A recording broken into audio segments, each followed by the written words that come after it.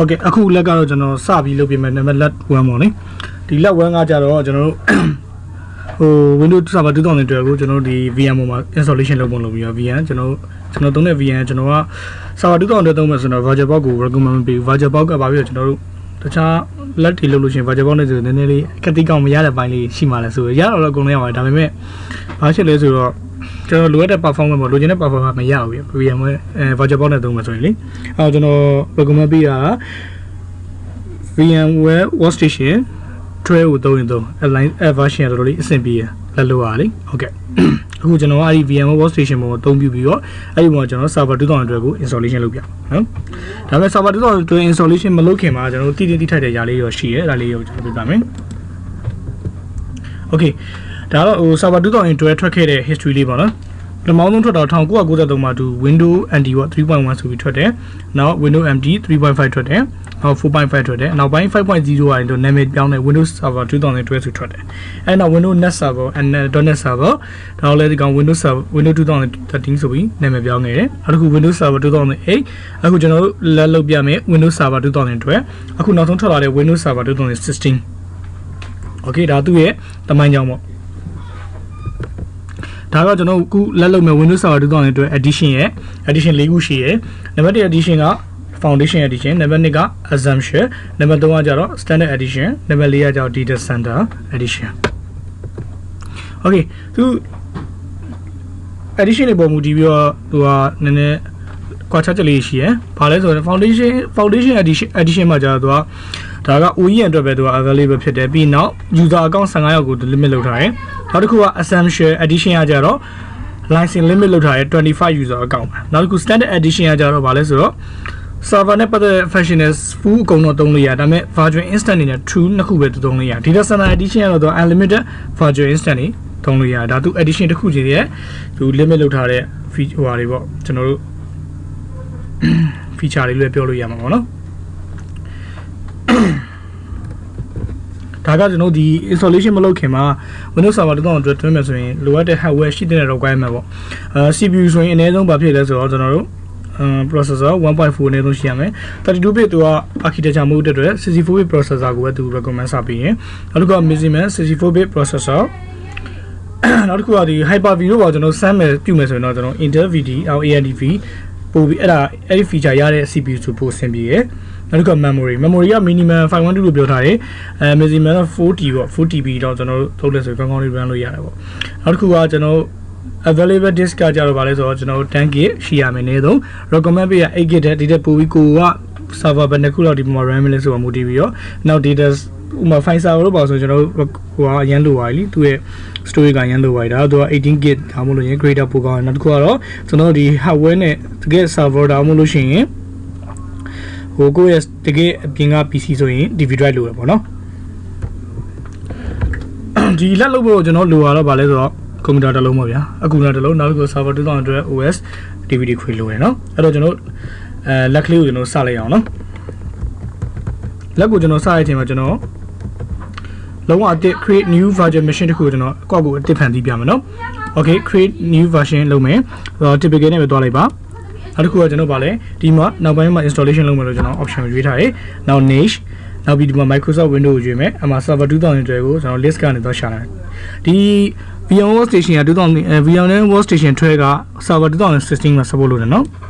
အခုကျွန်တော်ဒီမှာ server 2012ကိုရွေးလိုက်မယ်နောက် niche ဒါကကျွန်တော်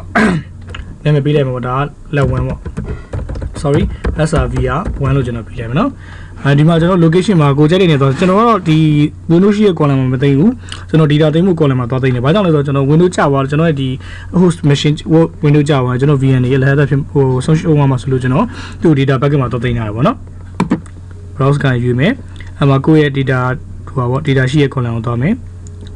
ကိုသိမ်းနေတဲ့နေရာကိုသွားရွေးမယ်ကျွန်တော်ကတော့ my computer တွေကကျွန်တော် data ထားတဲ့ဥစ္စာမှာကျွန်တော် VN ဆို folder လေးတစ်ခုစောက်ထားတယ်အဲ့ထဲမှာကျွန်တော်ထပ်ပြီးတော့ထပ်ဆောက်မယ်SRVR 1ဆိုပြီးတော့ပြီးရင် okay တော့သူလမ်းကြောင်းဖြစ်သွားပြီ next နဲ့သွားမယ်ဒါကကျွန်တော် hard disk ကတော့ကျွန်တော် 60GB ပဲဟို default ပဲထားလိုက်မယ်နော်နောက်တစ်ခုက next အဲ့ဒီမှာကျွန်တော်တို့သူ summary သူ Windows Server 2000အတွက်နဲ့တွဲမယ်ဆိုရင်လိုအပ်တဲ့ဟိုဟာတွေပေါ့သူ hardware တွေပေါ့သူကိုသူ auto create လုပ်ရတယ်အဲ့ဒါကိုကျွန်တော်ကဟိုကိုယ့်ကို customer လုပ်ချင် customer hardware ကိုသွားရမယ် သွားပြီးဒီမှာကျွန်တော် memory 2GB ကျွန်တော်ဆက်က memory 8GB ဆိုတော့သူက 4K ထိသူဒီ VM workstation မှာပြည့်သုံးတယ်ကျွန်တော် 2GB ပဲထားလိုက်မယ်နော်နောက် processor ရွေးလို့ရမယ်နောက် network က NAD ထည့်ထားထားတယ်အခုကျွန်တော်ဒီမှာကျွန်တော်အခွေနဲ့တင်မှာမို့ ISO နဲ့တင်မှာတကယ်လို့မိတ်ဆွေတို့အခွေနဲ့တင်မယ်ဆိုရင်ဒီ use physical drive မှာဘာလုပ်ရမလဲဆိုတော့ကျွန်တော်ဒီဟိုအခွေထည့်မဲ့ကျွန်တော် DV drive ကို column ကိုရွေးပေးရမှာပေါ့နော်အခုကျွန်တော်က ISO နဲ့တင်မယ်ဆိုတော့ ISO use ISO လုပ်မယ်ပြီးရင် browse ကိုသွားမယ်အဲ့မှာကျွန်တော်က Windows server ကို desktop ပေါ်မှာတင်ထားနော်ဒီမှာကျွန်တော် server 2002ဆိုပြီးကျွန်တော် ISO တင်ထားတယ်သူ select မယ် open ပြီးရင် close ပြီးရင် finish အဲ့တော့ကျွန်တော်ဘာလဲဆိုတော့ VM တစ်ခုကိုကျွန်တော်တိဆောက်ပြီးသွားပြီ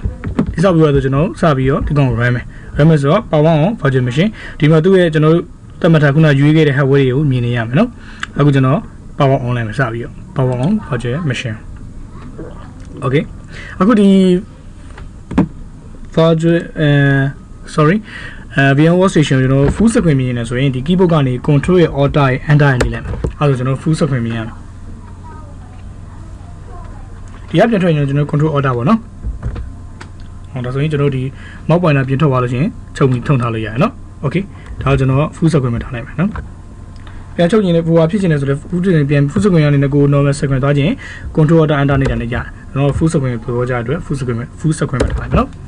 အဲ့ဒါဆိုသူ webcam ပေါက်ကြလာပြီကျွန်တော်ဒီမှာ language ပါရွေးမယ်ကျွန်တော် next သွားမယ် install now ပေါ့နော်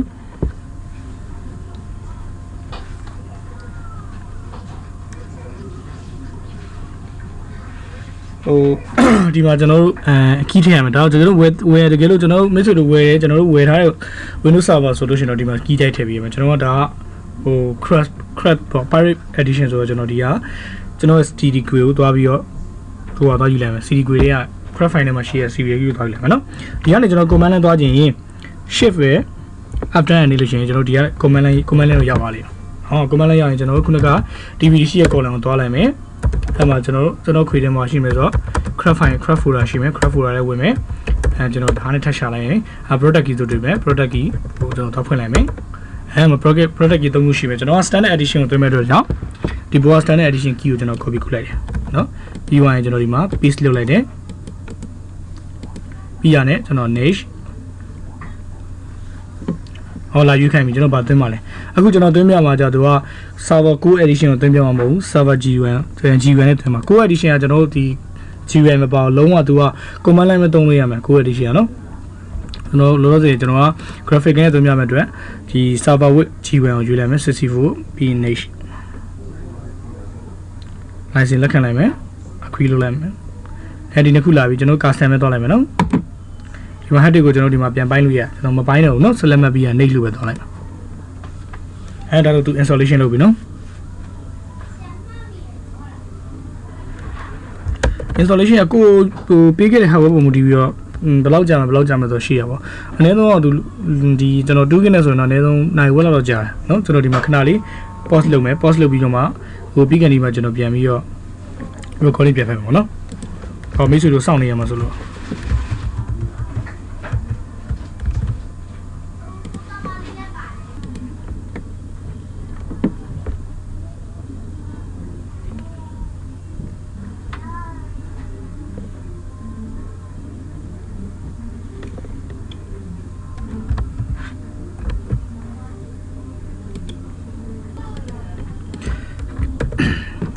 ဟိုတကယ်လို့ကျွန်တော်တို့ဒီ installation ပြီးလို့ရှင်တော့သူ reset ဖြစ်သွားလိမ့်မယ် VN reset ဖြစ်ပြီးပြန်တက်လာလို့ရှင်ဒီမှာကျွန်တော်တို့ password ထည့်ဖို့လာပြီးတော့သူကထည့်ခိုင်းနေမယ်နော်အဲ့မှာကျွန်တော် password ရိုက်ထည့်လိုက်မယ် password ရိုက်ထည့်မယ်ပြီးရင် finish သူဒီမှာဆို finalizing your setting ဆိုပြီးသူလုပ်နေပြီ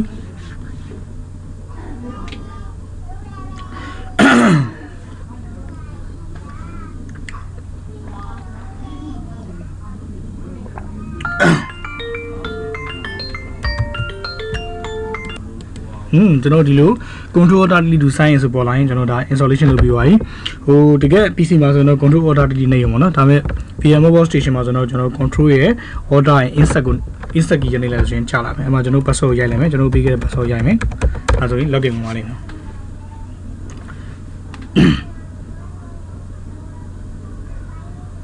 သူ as a profile ဆောက်မယ်